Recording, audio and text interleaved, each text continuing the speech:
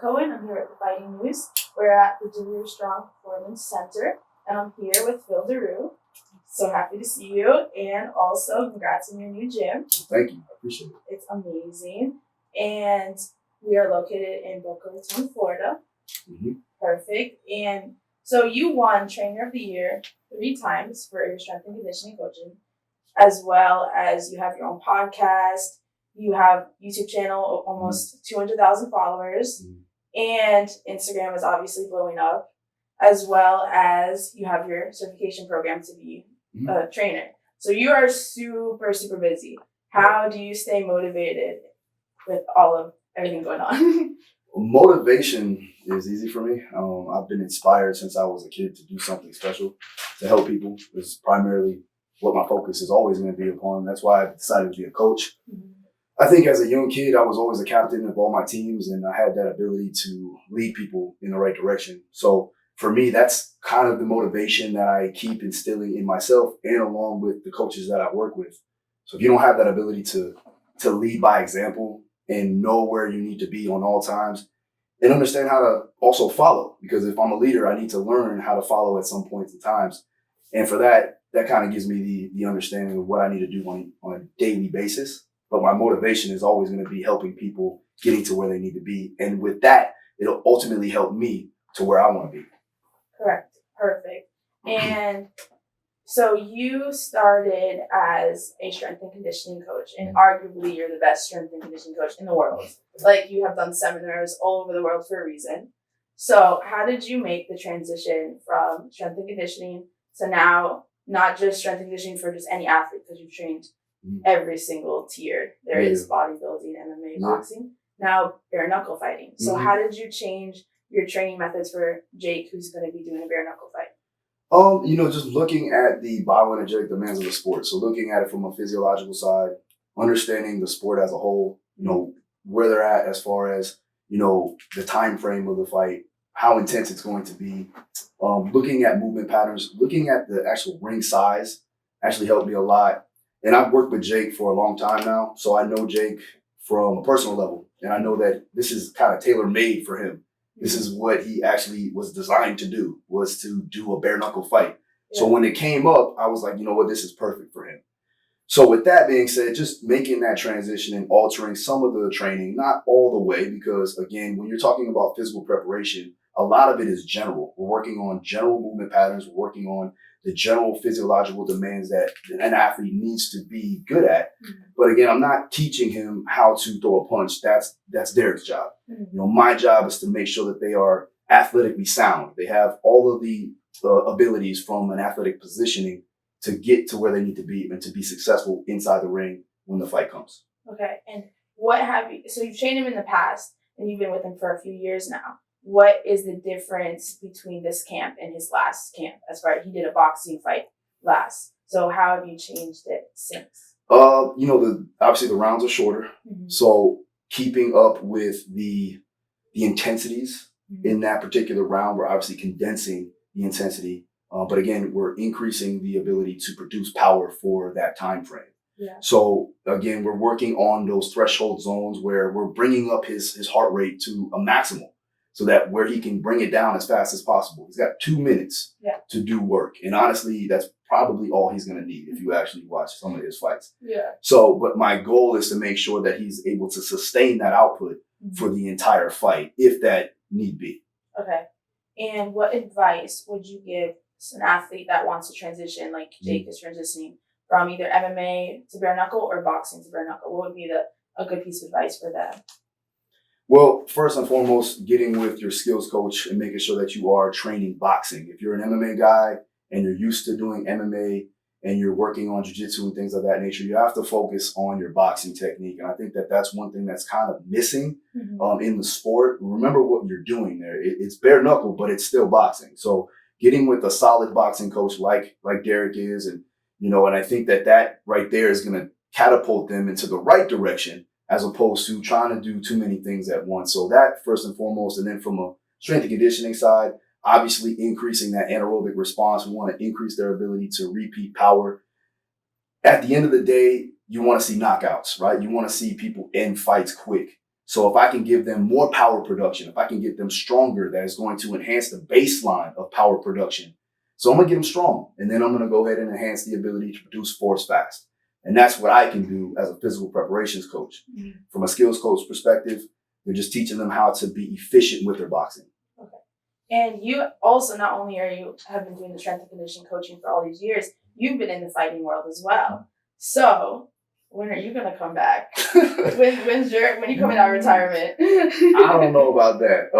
Your mid-work videos are like amazing. And you're very humble, but you have it. I mean, I can still throw down. Exactly. But I think for now, I think I'm in the right place where I need to be. I think God put me on this earth to do something like this. So I'm going to go ahead and help my people out as much as I possibly can. I think for me, I'm a very selfless person. That's why I want to help everybody. It's hard for me to just be like, all right, I'm going to do my own thing, So I like what I'm doing right now. I think that, this is what I was supposed to do. So I'm going to keep going. I don't think I'm going to step back in the ring anytime soon. But I'm not gonna say I won't spar a couple times here and there, especially when my knee gets better. So yeah, exactly. I saw that you had your ACL meniscus surgery. Mm-hmm. How is the recovery on that? Is it different? Instead of you're used to telling someone how to recover, how is it when you take your own advice? It was tough. I wanted to get out there quicker than usual. And we're 8 weeks out from the surgery, and now I'm starting plyometrics, which is kind of the end phase of going back to sport play. Mm-hmm. So I'm actually ahead of schedule. And that's because of the fact that I was able to prehab for a whole entire year. Because you knew you were getting surgery. Yeah, I mean, I had to eventually. Yeah. But I think also being strong helped a lot. Mm-hmm. Having a baseline of strength. And it was a freak accident. It wasn't something like a non-contact injury where I wasn't in the proper positioning or didn't have movement capabilities. It was actually me getting caught in a position and actually turning the wrong way and causing that issue. But from that perspective, I think I would have caused more damage if my body wasn't physically strong enough to withstand that problem. So I was able to bounce back a lot faster because I have a base of strength in mobility and movement quality.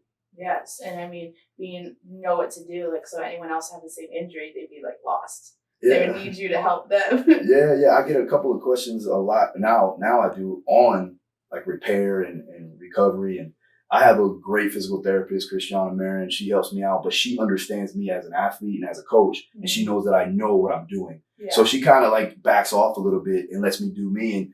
And she never pulls me back because she knows that I know how to either auto-regulate when needed or I can push it when I need to because I know my body. And that's very good to know, especially for an athlete. I feel like that's something that a lot of these athletes, young athletes, lack, is understanding their body, understanding what they need at particular times. And I have veterans that I work with. Obviously, you guys know Maureen Shea. She's a veteran. She understands her body. So she comes to me and we have a mutual respect and an agreement on understanding what she needs at that particular time. And I don't fight her on it because I know that she knows her body just as well as I would know mine. Correct. Perfect. And so you have trained athletes that are in Bellator, UFC, like top tier bodybuilders as well. What advice could you give them that would also apply to someone who's trying to become a fighter who wants to get to that level? What advice would you give? In the beginning, you have to learn the techniques. And I know that's kind of different coming from the strength and conditioning coach, but you have to learn your technical efficiency of the sport because if you're not technically efficient, then your energy is going to be zapped. So if you look at it, I look at a lot of veteran boxers. Sullivan Barrera comes to mind with me because he's a high veteran, right? He can go in there and not really be in shape, but still go rounds because he's efficient in his boxing. With a guy that's maybe in shape, maybe does CrossFit or whatever, comes in very fit, but can't do 3 rounds in the ring because they're not efficient. Anxiety starts to kick in. So you have to get in the ring, you have to work, your skills, and you have to spar. You have to do those things because again, you're going to decrease your anxiety. You're going to be comfortable in there, and that's going to help your energy outputs. Mm-hmm. When it comes down to physical preparation, you want to build a base of strength, right? We want to make sure that they have the physical capabilities to withstand the load of training. Mm-hmm. So if I can get an athlete stronger, if I can get an athlete more coordinated, balance, control, mobility of all joint capsules, that's going to eliminate or at least reduce the risk of injury. Mm-hmm. And it's going to put them or set them up for further athletic performance going down the line once we start to get ready for a fight and we want to peak them.